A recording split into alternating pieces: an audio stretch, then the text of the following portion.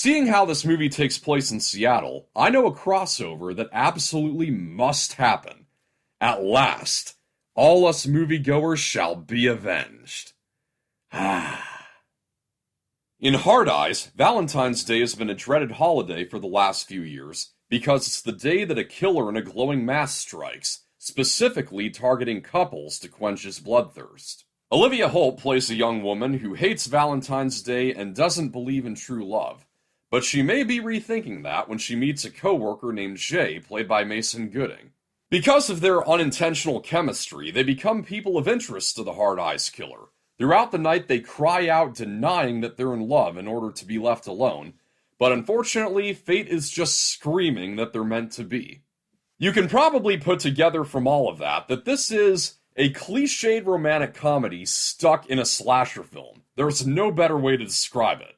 In fact, with the opening shot zooming across open fields to the sound of Lone Star's Amazed, the thought occurred to me that I had walked into the wrong auditorium. It's a movie where the two leads come together to face off against the killer, and romantic music swells at the gratuitous shot of their hands pulling a huge knife out of a mangled up corpse. The movie is filled with amusing soundtrack cues that are seemingly oblivious to the terror on screen. It's that crazy juxtaposition of tones that made the movie watchable for me. It did not come as a surprise to me at all that Christopher Landon worked on the story. He brought us the horror comedies Happy Death Day and Freaky.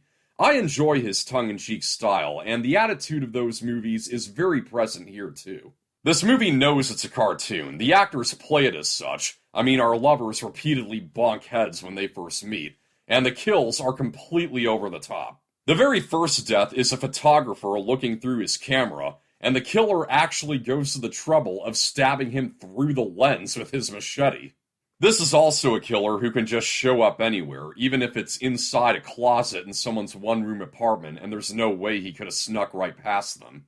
There's another sequence at a drive-in theater, a pretty good scene overall. You just have to ignore how everyone in attendance is watching the killer as he strolls onto the scene. They're all chattering about whether he's the real Hard Eyes killer or if he's just someone in a costume. And it takes until he's killed 3 people there for everyone to start screaming and running. While the script is occasionally very funny, there are other times when it reaches for jokes that are ultimately not worth it.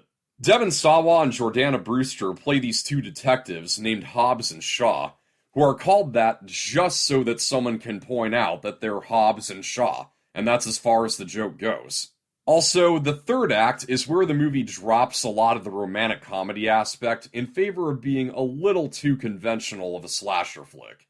At the end of the drive-in sequence, something anticlimactic happens, and at first I was amused by the subversion of expectations, and for a moment you think the movie is wrapping up, but then it goes on for another 20 minutes. Now, I liked where it seemed to be headed. It was going in the direction of the age-old plot point of one of the lovers making a frantic run to the airport to confess his or her love before the other leaves. I got excited at the prospect of seeing that cliche in a final horror throwdown.